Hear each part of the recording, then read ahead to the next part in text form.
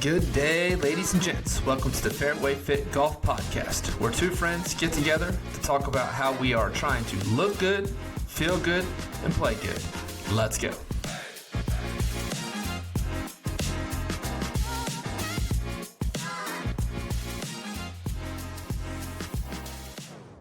All right, welcome back, Fairway Fit fans. It is a huge week. First off, happy Easter, everybody. We all got to talk about it. It is a huge week. It is Masters week, major number one for the pros. Oh, yes. Yeah. Big week. And major number one for us.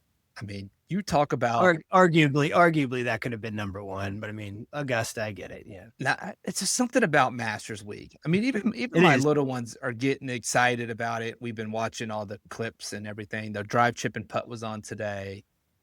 The women's amateur got to play their final round there, and the number one amateur, fell apart on 12. She took I think she took a 7 or a quad or something, like hit it over, chipped it in the race creek, had to go back to the other side. Yeah, it was exciting to watch, especially when the kids are getting into golf. But huge golf week right now. Huge golf. Big time. I mean, it is.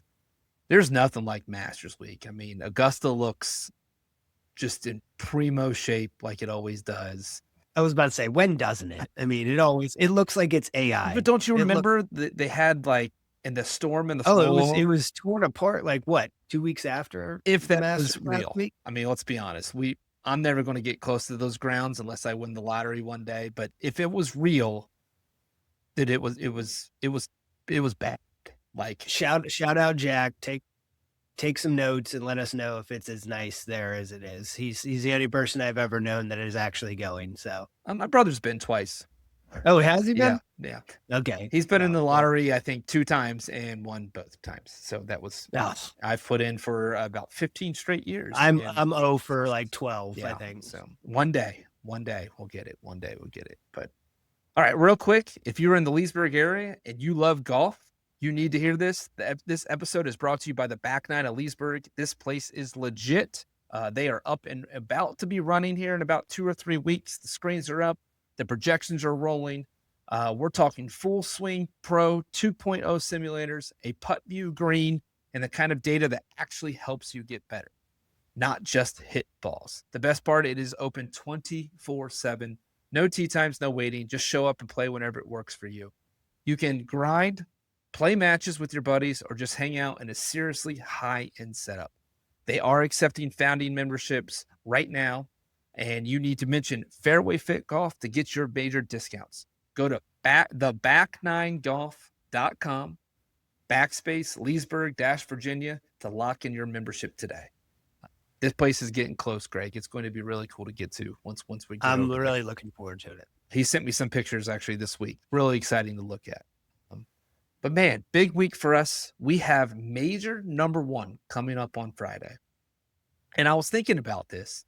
I really like how our majors are falling on the majors. Like maybe we need to kind of schedule ours, kind of around their majors as well too, because they just feel like we're preparing for the same thing. That is true. I mean, we're not playing Augusta. And honestly, our location is still to be determined. We'll have that locked in here in the next couple of days to make sure that we are locked in and have our tee times set and ready to go for our match play major number one.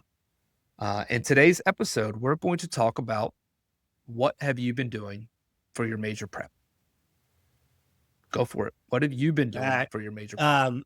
Unfortunately, I talked about this. I had some back spasms following Fairway Fit Cup, which kind of hindered me through the last round and kind of lasted the rest of the week, where I basically just did mobility and nothing else, trying to loosen it back up and get it rolling.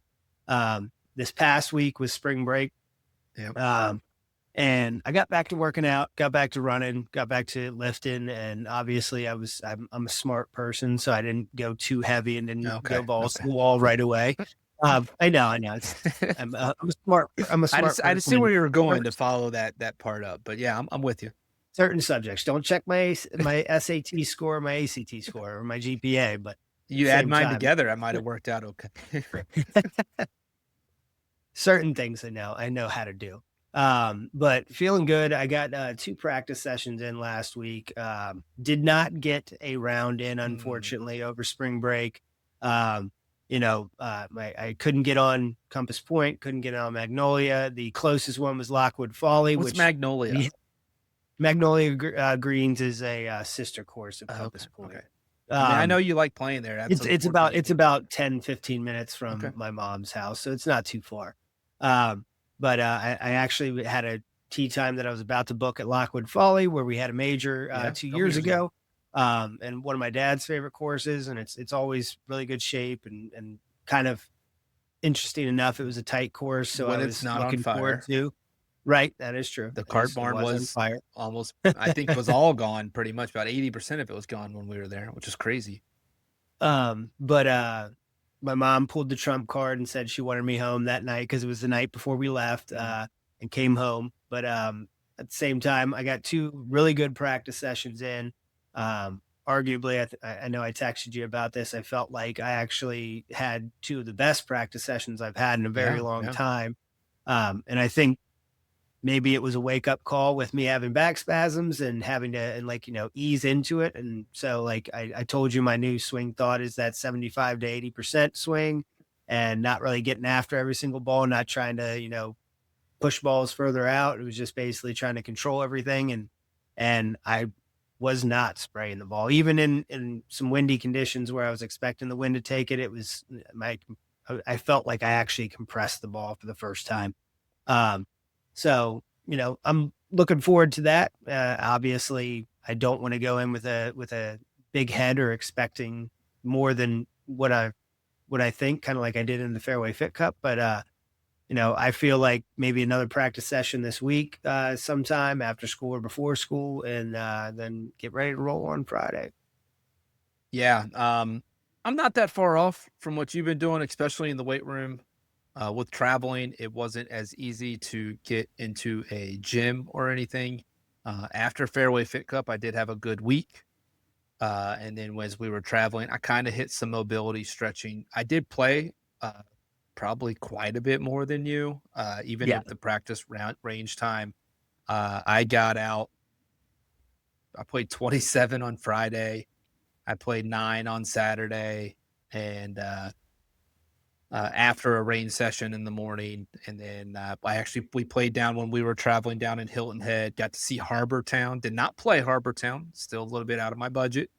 Um, when you got 2 little ones that want to play with you, it kind of really makes it hard to find courses because, That would be an entire vacation right there. yeah, but it was hard because there's a ton of courses there. They looked awesome, but I had to find a place that allowed walking because Mm. she's only 13, she can't drive. They won't let her drive a And you cart can't yet. ride 2 in the cart. And I honestly, with some of the long bridges there, like in the marsh areas, I wouldn't want her driving at 13 anyway. And so we had to find a course where we all walked. Um, it was not a friendly course for walkers. I was carrying 2 bags for the last 5 or Oh, 6 holes, my own and my little guy's, who we upgraded his bag this past week. So he was excited, but also it was heavy, and I didn't blame him. It was tough. I think from the ninth green to the 10th tee was like 3/4 of a mile. good lord. Yeah, I mean, Wow. it just was, and I'm not really exaggeration would be, over half a mile. Like, it was a long way, like, it really was. And so I wasn't upset, and we fought through. Um, can't say I put up great numbers. I feel like I'm hitting the ball better than I have, but I'm not putting the ball in the hole better than I have. So, played very well yesterday. I had a 4 putt. Have you switched putters since the forfeit? No, no, Okay, all right, no. all right. So Just our greens were I know punched. you and Brian F, you love to switch Yeah, we do. putters. Not Yeah, we do. Uh, he didn't for a long time, but he does now. But yeah, they punched our greens and then they verticut them, about half of them. So I just blame the greens. That's all. I'm just gonna blame the greens. Just like any Not golfer, user error, gotta no. have an excuse, and everything. But yeah, I mean, it has been, like I said, I struck the ball really well yesterday. Shot 1 over in 9 holes. I shot 5 over from the Reds on the Friday because I played with my little guy the whole time. He did shoot a career best, so shout out to him.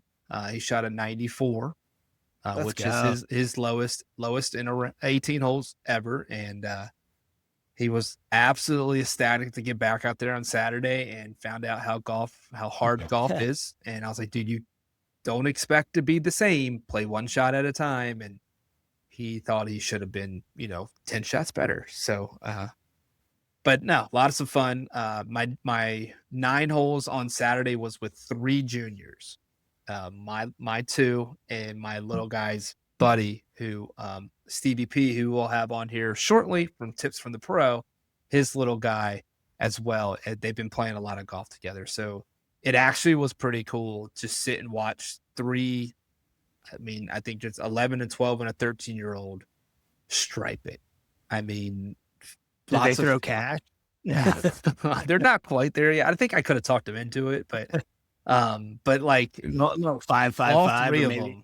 All three of them, like now obviously they had tons of bad shots. Don't get me wrong, but like there was times where it was all 3 of them just stripe it right down the middle of the fairway, and it's like it's just pretty cool to watch how they all love it, they all care, and they're all like want to be good, and obviously there was times I actually did play back that day, so they're up in front of me or they're kind of off on their own thing, and they're just talking like it's us, 30 years ago, but it was us up there playing. So it's really cool. It's really cool. Just talking and their who school, what class. I'm like, why are y'all talking about math class? Like that part was not us. We were not talking about math. No, we didn't have school was left at school.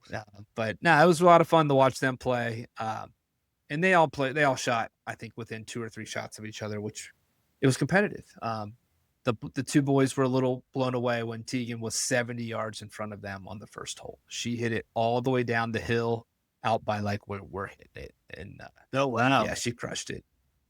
She's been hitting the ball really well. She's been really excited. So we'll see how committed she goes to and if it's something she really wants to do. But mobility, let's go back to our workouts. Something we always try to stress about here is, what are you doing mobility wise? I mean, I could go over some of mine too, but what are you doing mobility wise? Really, for the last week and a half, or actually the last 2 weeks, it has been all hip mobility. Okay. Because I'm pretty sure that's where the back spasms sprouted up from. Was never the area that hurts. I know my hips getting tight and me basically taking the brunt on my back to rotate through shots. I blame Dave. It was probably me just trying to, over rotate to get the ball out near Dave's. But at the same time, like it's been a lot of hip mobility and like just basically stretching of the lower back and, your typical 90-90s, squat, I call them prayer squats because I squat down, put my elbows in between my knees, have my hands together and push out with my knees to kind of open up my hips.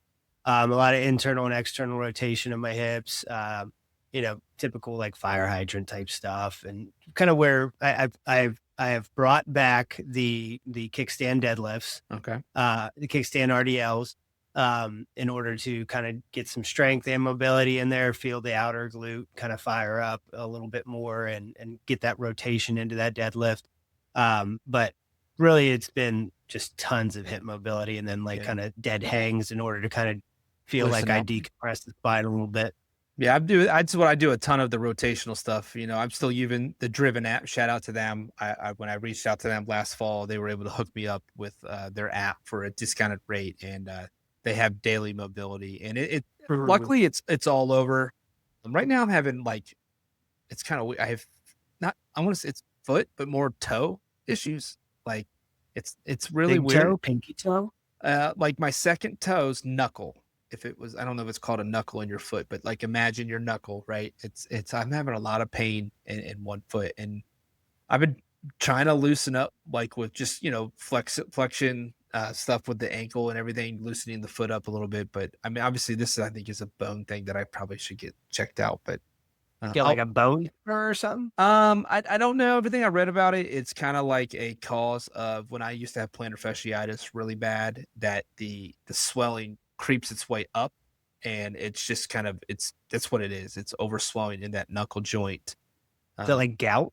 No, it's not gout, because gout's on the bottom of your feet, right? Because it hurts when No, you walk. I don't know. I I've only never know had one it. person that's had gout, and I remember him telling me it hurt when he walked. Should try the towel drill. Yeah, well, that's kind of what I do, and the toe spreaders, been wearing those, like it's Yeah, those are money. but that's not really People make fun of me all the time for them, but they're absolutely insanely positive. but yeah, it's definitely not. Obviously, that's not mobility, but I have had No, it's almost like when I get up on my toes, and not that I stand on my toe, like when you're stretching them out, like it's just it feels like my knuckles won't crack. Like that's just you're not like me in pictures. I always have to stand up on my yeah. tippy toes, so I'm not the shortest person in there. I was like that for a long time, but then I grew up. So Good Lord, why do they like the people they surrounded me with for the Fairway Fit Cup picture is just monsters. you surrounded yourself by them, so you put yourself there. But yeah, practicing golf. One thing that everyone's going to hear when we get with our tips with the pro when Stevie P comes on, he is going to talk about a practice routine, kind of give everybody a template of what we're going to talk about. So I know we always talk about how we plan out our workouts in the gym and in the weight room. We sometimes have a plan in our head, but it kind of skews away quite a bit. But what have you been doing on the range outside of this 80% shots? Have you been doing anything else different? A lot of tempo drills. So basically, one of the things me and you talk about all the time is I have a very long swing, and I have a tendency that when I kind of try and feel loose, it gets really long. So basically a lot of kind of 3/4 swings and just kind of trying to like Tommy Fleetwood it again, Mhm. where I feel like I'm almost punching it. Um, uh, I've been playing kind of with ball position Okay. as well. In my stance, I've actually moved the ball back in my stance, probably about another ball and a half than what I've been playing. And like I said, that's kind of It makes gotten you me to compress it a feel, little bit. yeah, it's made me feel like I'm compressing it and actually not just kind of slapping it. Um, and really just that tempo drill where kind of once again, shout out Dave, during our round, he told me, he was like, every once in a while, or, go through a practice session where you feel as if you pause at the top of your swing, before your downswing goes. That way you don't get really long, you don't get really Well, quick. the Paul's drill Um, is a Tiger Woods drill. That was said. He's always said that was one of yes. his ones that he hated. And then, obviously everybody knows the Paul's came from YouTube. Mhm. Although I heard he doesn't do that as much anymore, but um, that dude could pause forever and still Oh, hit yeah. monster shots. So I'm the same way when I'm getting especially into my wedge play where we're talking about taking a little bit off.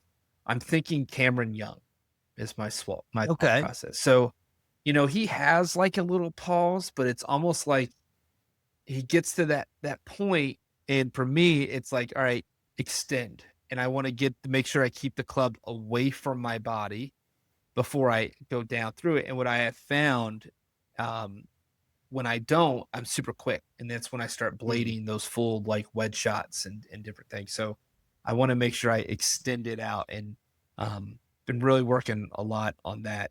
I think on Saturday I hit, and I know you're not supposed to do this because wedges cost money and you have to replace them very much. I probably hit 50 wedge shots before I hit another club. Like literally just, and it was all to the exact same yardage.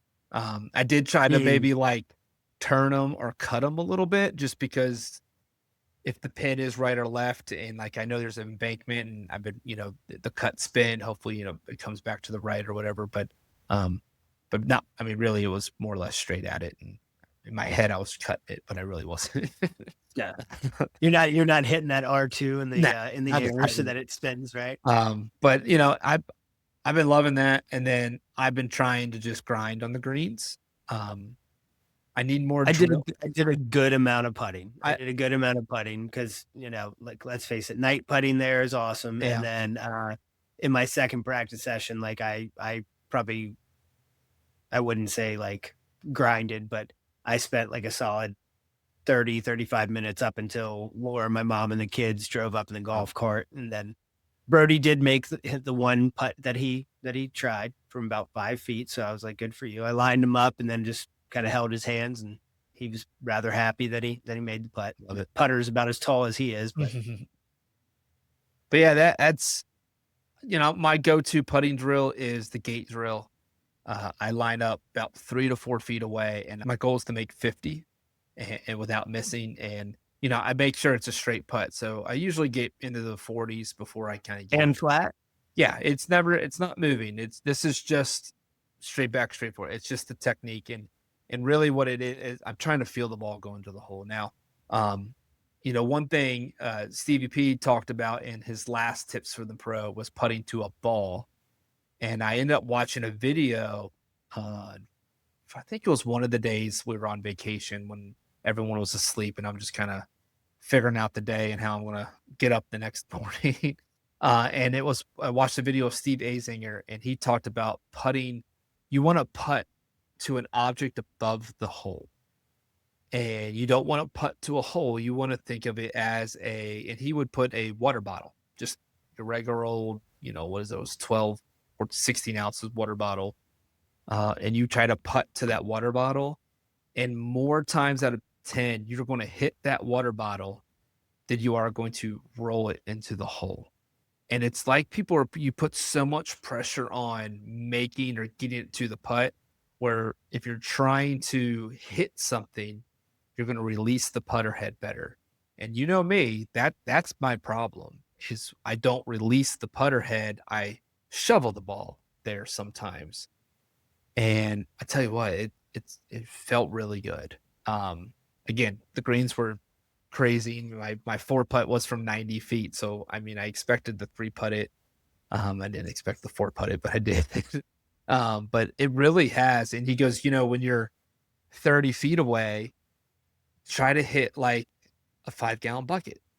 Just think of it as a 5-gallon bucket. You're going to be in that you're going to be within that range. Exactly. And if you're 60 feet away, a 50-gallon barrel, 50-gallon drum, like a drum. Like, think about, you're trying to hit that, and you're going to be right around 90 feet away. You're trying to hit a Cadillac. trying to hit a Cadillac Escalade too, the big ones. Exactly. The big ones.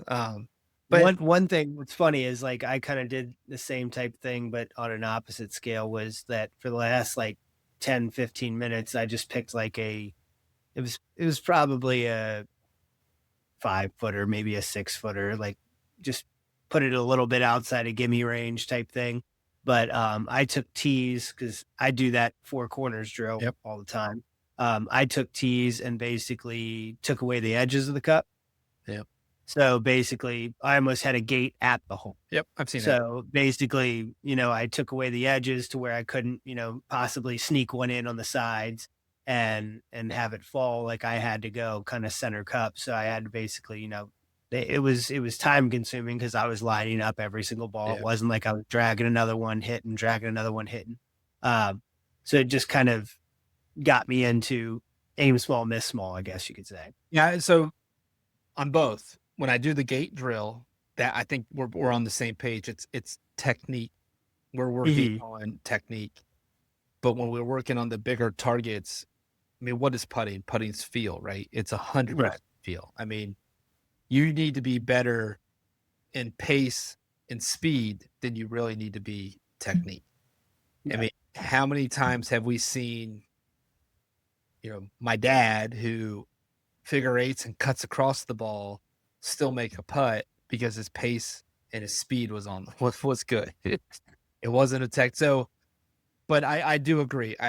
You got to practice both. And, one thing, having my little guy with me most of the time, he always wants to play. We'll play 18 holes, and we'll do putting contest. And, and only thing I have been able, and you've been on the putting green out here, it is a little bit of a miniature golf Mickey Mouse on the hill.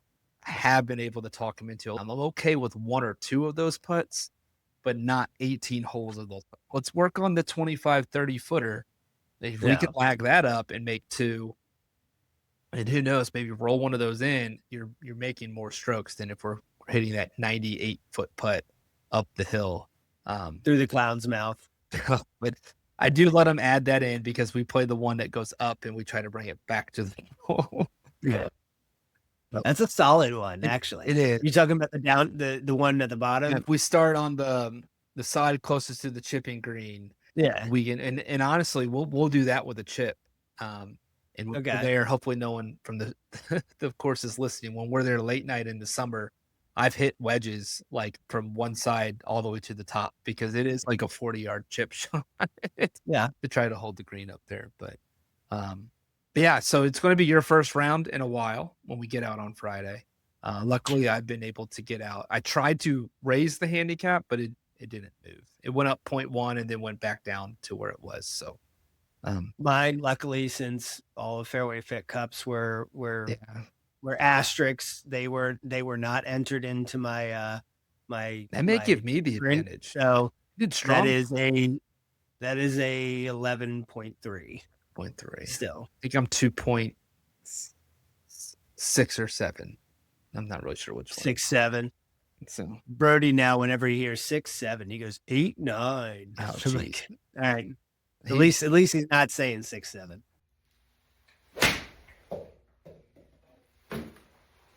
Golfers, Brad from Fairway Fit Golf here. I've got a rainy day outside. I'm in my garage. I'm trying to grind to get better. If this is you, this is what's coming to Leesburg. Back 9 Golf of Leesburg. It is here, just a few weeks away. Multiple golf simulators, full swing 2.0 simulators, a putt view putting green, about 400 square feet plus. It is the place for those who are trying to get better. Check it out now. Follow them on Instagram at Back9 Golf Leesburg. Check out their website. They are accepting founding memberships as we speak. Mention Fairway Fit Golf for your discount now. All right, right now we are going to bring on Stevie P, our pro, our guy who does Resident pro. Resident pro. We will do our tips from the pro session here, and we will talk about practice. Let's go ahead. Not and a game, but practice.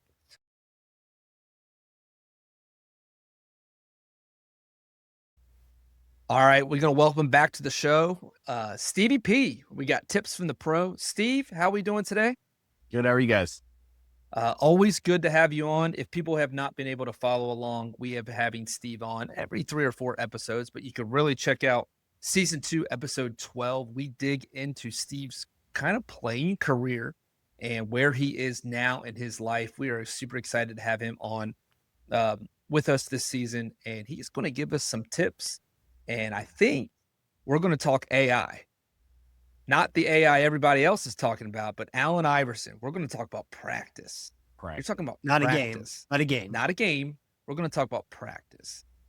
Greg, one thing that me and you always have talked about is how we always are planned to go to the weight room. We are always planned to do our workouts. We kind of know exactly what we're going to do.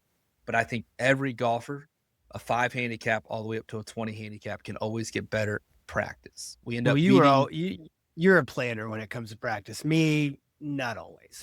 The plan gets thrown out the door when somebody pulls out the driver next to me and says, I can hit it on the next hole. And I'm like, no, maybe you can. But yeah, Steve, tell us how you've been doing lately. And then, let's talk about practice.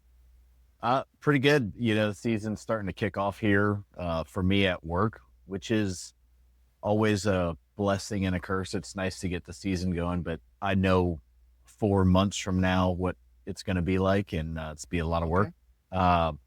Getting to play a bunch of golf recently, especially, and I think coming up here soon, I'll be able to play a little bit more. So that's exciting as well. Nice. But yeah, doing pretty good. No complaints. Just I'm glad that we're able to be outside. There's no more snow on the ground. Yeah, I would say you amen to that. Amen to that. You are like one of those superintendents that plays golf.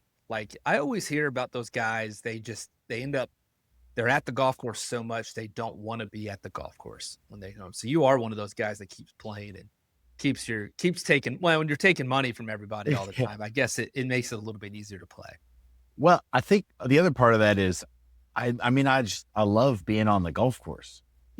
Work is work, right? And I work at a golf course, but I leave that golf course and go to a different one to have my time. So it is a little bit different. There are definitely superintendents out there that play all the time at their course and whatever. But Okay. I just love golf, you know. I would have to say it's probably easier for the wife to say, yeah, go ahead and go play 18 holes when you're coming home and putting like, 200 in the trip jar or something like that. Well, it's even easier when your 12-year-old has committed to golf and your wife wants him to get a college scholarship. That's even easier. Okay. Yes. You know, so We bypassed high school already. We're going straight into the college. yeah. I mean, he's got 5 or 6 D1 schools picked out already. And I might have to go back to college and become a doctor, I think, at this point. So. Doctor of grass. That can work Yeah, too. There you go.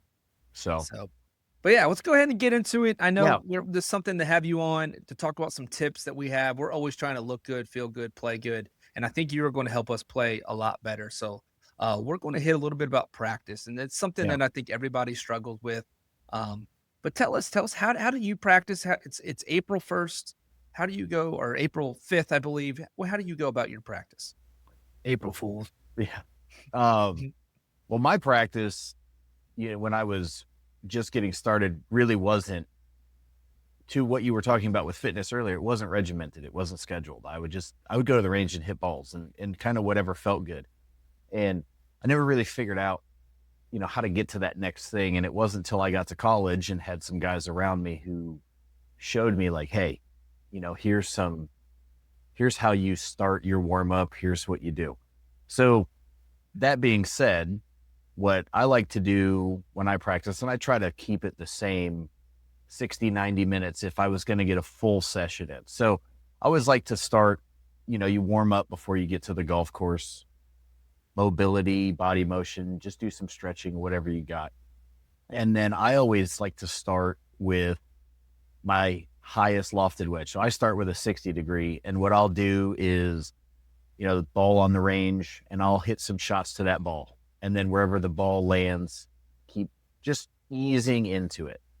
I'm not looking at it necessarily as a short game drill. It's more, let's get the bottom of the swing right. Let's get some motion going. And, I'll hit maybe 20 balls like that. Just anything 50 yards and shorter. It's just getting the motion going. I think that's really important to start a range session. To the point you made earlier, the guy who grabs the driver right out the gate and, pulls a hamstring or whatever, because, It definitely just sounds better off the driver than it does the lob wedge.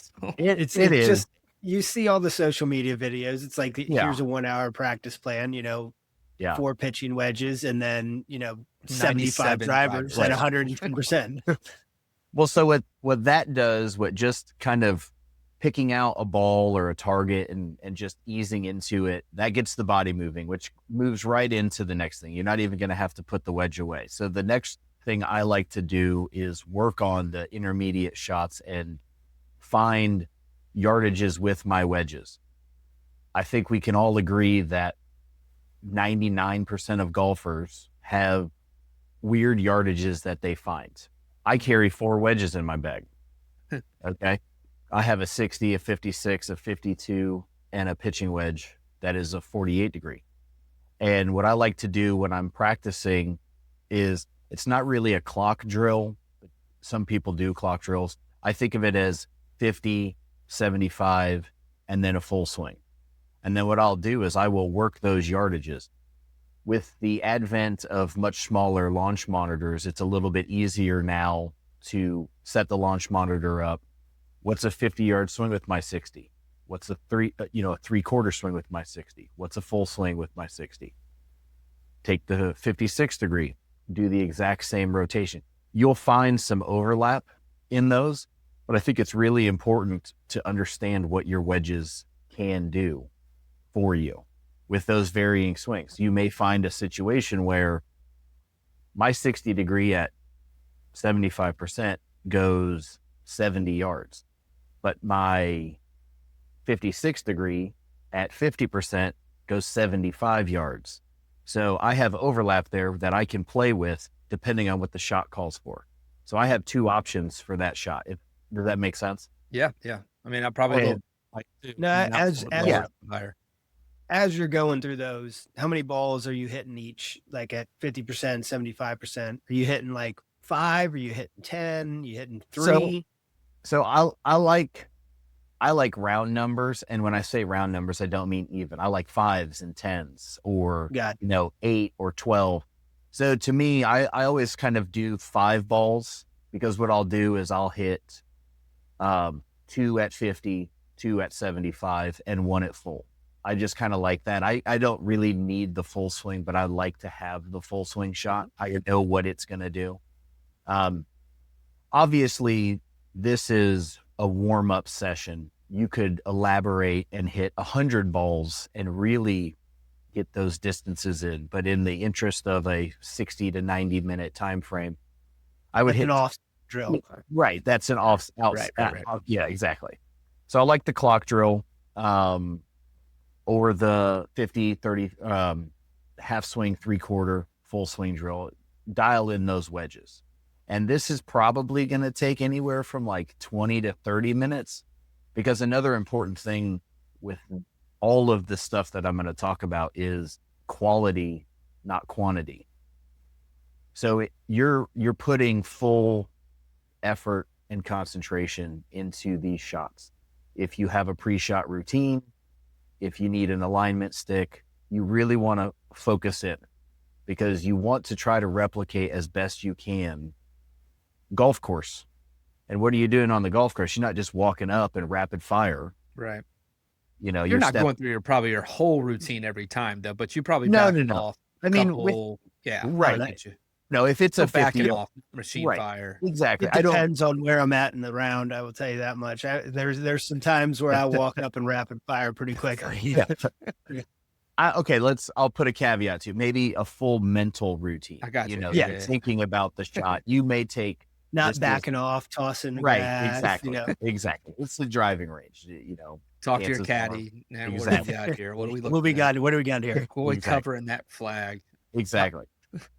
So that's a nice warm up that gets the body moving. You're not really doing full effort. 20, 30 minutes of that. It works on some yardage stuff. Get your gapping. Find some, maybe a yardage you didn't know you possessed. Maybe a club you don't hit very often. You say, hey, I really could utilize that from a yardage I didn't know I had. I think that's very helpful, because you'll always have that in the Rolodex in the back of your mind. From there, I move on to the full swing. And Brad and I touched on this the other day, the odds and evens. So some guys like to go, pitching wedge 8, 6 iron, whatever, 9, 7, 5, however you like to do it. I think the important thing when you move to the full swing, again, this is when you can maybe go through a more full routine. This is full effort. You're only going to hit, let's say, 10 balls with each club. 10 balls with each club, full focus. So you may back off and walk into the shot with your alignment. You may take a practice swing. You want to feel something, and you're going to hit 10 balls with your 9 iron, and you're really focusing in on that stuff. Again, this is quality over quantity, full focus, and you'll start to, I always found that when I wasn't rapid firing golf balls and putting a little bit more focus into the shot in front of me, the results came because it was, I think it's easy when you're standing there and you just keep raking balls out of the bin, and making a swing. You get faster in the backswing. Maybe you cast the club, you hit it fat, you don't finish with a balanced swing. So you're trying to get golf swing on course ready. Yeah. That way, that's usually where I go rapid fire. I duff one, or if I fat one, I'm like, rake a ball right out, and then I set up and go. Yeah. So I'll tell you this. One thing that I will say, this is for you specifically, Greg, since you brought this up. If you get to the point at any point when you're going through any sort of warm up, if you start to get frustrated, what I like to do is put that club away and go chip or go putt. Put that club in timeout and take yourself. Yes. Take yourself it's definitely out. The club's fault. It's not user error at all. Listen, it is the club's fault. But take yourself out and reset, give yourself a mental break. Golf is hard. Don't forget, you know? Yeah. So one thing So I've always heard, Steve, and yeah, you can say if I'm right or wrong here, is that you actually on the driving range hit more bad shots than you do in a round. And it's really because you have that ball. You have the same shot yeah, if you need it. So, yes, everyone's always like, "Oh man, I wish I could take my range game to the course and this and that." But you have that ball. When you're out there 145 yards from the green, you don't have the same shot right after that. You have to hit a completely different shot. So, I've always heard that you'll hit more good shots and more bad shots on the range, obviously, than you would in a round. Because if I hit a bad one on the range, what am I going to do? I'm going to swipe a ball next to right. me and I'm going to hit it again. And if I hit a bad one, I'm going to hit it again. And so I hit a good one. And I don't know. I've always heard that you just hit just as many bad shots and you can develop bad habits on the range as you can For good sure. habits. So Absolutely. I mean, I always noticed when I was playing, if my range session was poor, I always played well. yeah. You know, I always kind of felt like I got it out of the way. It's not getting any worse. And that frees you up. A And, part of Steve lives in me. you know, I think it's a very common, you know, It's common in every sport. When I was playing pro ball, I mean, yeah, I knew if I had a bad BP, it's almost like it locked me in more that right, I had to focus more when it was came to that first at bat. And it's kind of how it goes. And you know, you have a good first at bat, usually you have a good rest of the day. You know, right, that's just kind of how it worked out. I mean, not results wise, but at least at bats right. wise. So I think that goes to a lack of concentration, right? So as an athlete, you're always trying to put yourself in game time situations. You're trying to create the most amount of pressure on yourself in golf being a single person sport that you can. Well, you can't recreate, 150 yards in on the 72nd hole of a major. You'll never be able to do that. But if you're practicing with intention as if it is as important as the 72nd hole of a major, as best you can, if you practice with that intention. Yeah. That's why the 10 balls is important. And the trick is you limit yourself to those 10 balls. So the goal is the 10 balls. And the goal is full focus, full effort on those 10 golf shots. And when you're done, you grab the next club and you move on. And the full swing part of the warm up or practice session is actually the shortest. 10 balls was, let's say, three irons, probably take you 10 minutes, to go through that 10 minutes. You can put the driver and the 3-wood in there as well. I think for those, you're not going to give yourself the 10 balls. I like to give myself maybe 5 total with both of those. And what I'm trying to do with a 3-wood and a driver is pick a fairway out in the distance, between pillars or 2 trees or a bunker and a bunker. And I want to hit my shots with those and have them find the fairway. Just seeing the tee shot take off on the line I want, whether it fades or it draws, have it finishing in the fairway, build some confidence with the driver and the 3-wood, the clubs that are maybe not quite as fine-tunable for most people. The other thing is you will find that you have a shot tendency when you put full effort in. For me, my 3-wood likes to draw. So when I hit those 5 golf shots, fairway to fairway, for that day I'm going to play, I'm getting a sense of how much draw do I have? And then conversely, my driver likes to fade. How much fade do I have? And so you just play whatever your swing is that day type thing. You're not actually like out of those 5 shots, you're not like, oh, I want to draw this one and hopefully it draws. And then the next one, I want to try and fade it and hopefully it fades. Or you just, okay, I'm swinging full effort and whatever I'm hitting the ball right now, I'm going to play that day. Yes. So in this scenario that we're talking about with a limited 60 to 90 minutes, let's say you're showing up and you want to put in a good solid work before you went out to play, you're not going to get over the ball and go, let me try to sling draws when you don't. You hit your cuts, you go, okay, maybe today it's feeling like a little bit cuttier. Yeah. You just, get what you have, but you'll start to notice trends. And then from there, when you can expand upon your practice sessions, and I'll actually touch on this a little bit when we're done. Okay. You can amend where you go. So the full swing, let's say it's 15 to 20 minutes, irons, and then your driver and your 3-wood, or let's say that the clubs you would hit tee shots with, where you're pulling a head cover. Once you're done from there, I like to slow it down again. And the first thing I like to do is go to the putting green, and I'll take a wedge and I'll take a putter, and I call it the par game or up and down. And I will do 9 holes or 18. And again, kind of depends on how much time I have. And I'm trying to get up and down for 9 holes. And for me, if I can finish even par, that means I got up and down 9 times. Now, I'm not just dropping the ball and it's 10 feet to the hole and it's the same shot. Try to challenge yourself as best you can, getting up and down. That puts some pressure on you. And it's a good way to kind of ease into some short game practice mixed with some putting. Again, it's being more focused on pre-round, gonna go play, or I've got 90 minutes, but I've got something else to move on to, which would be the putting.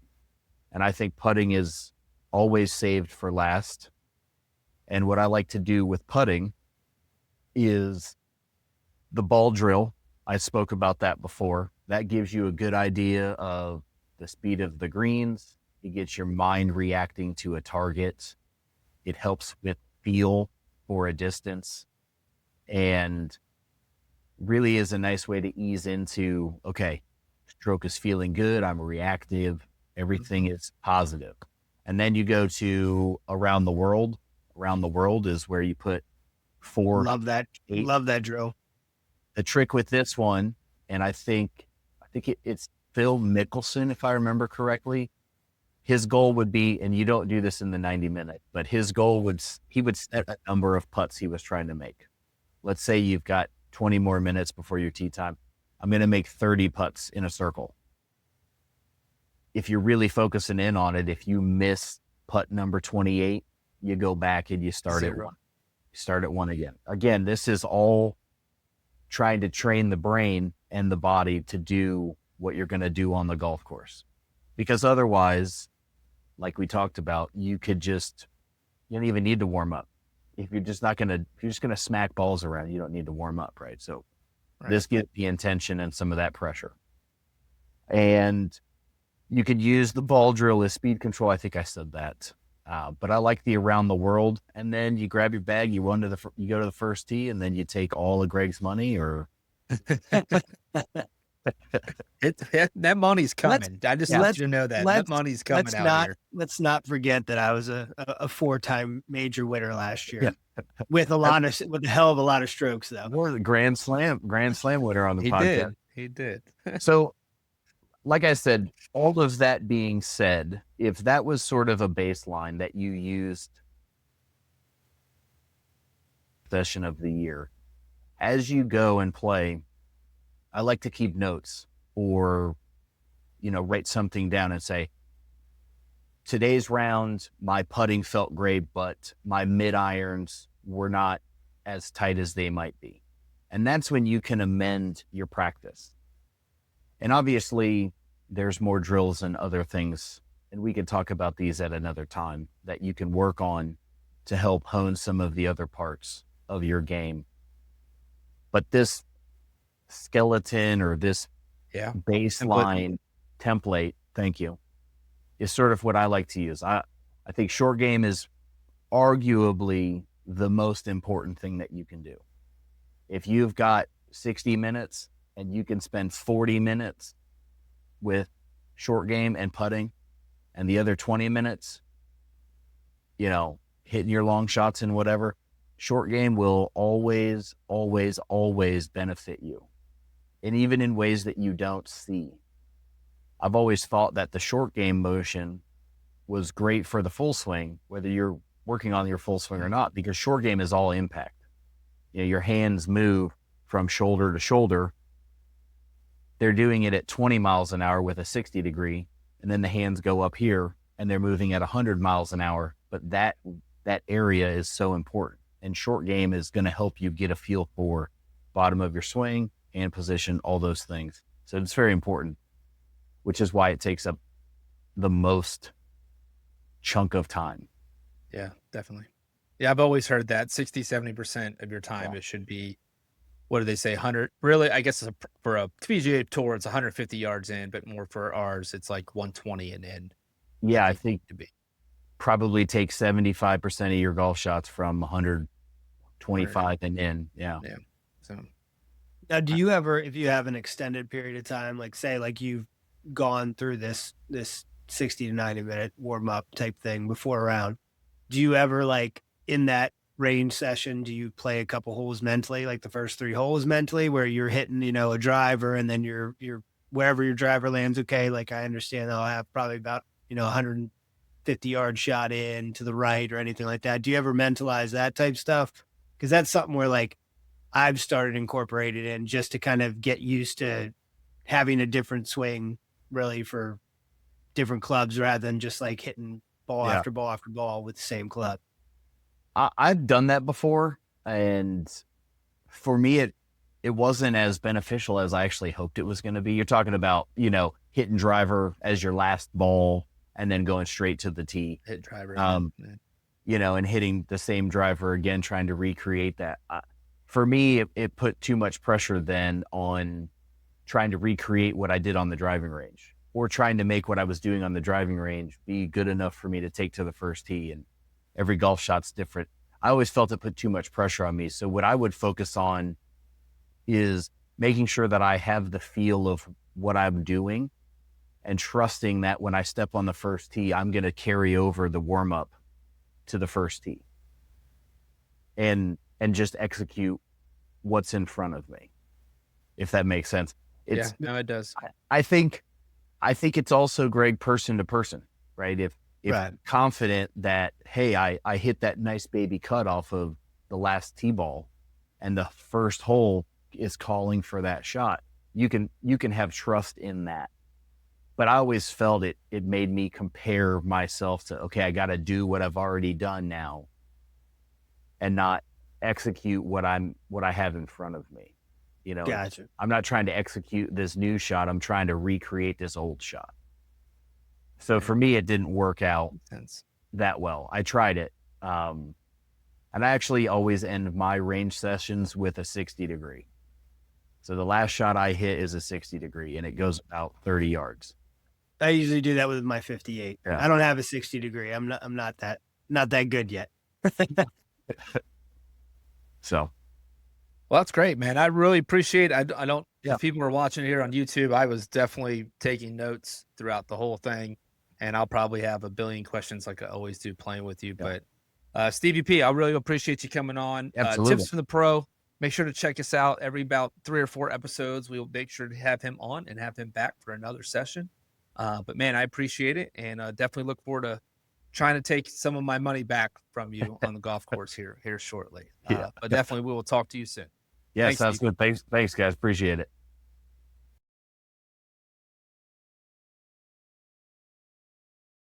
All right. So we've got Masters week. We've got major number 1 week. I can't wait to have the Masters going on all week. I got my Masters shirt to wear.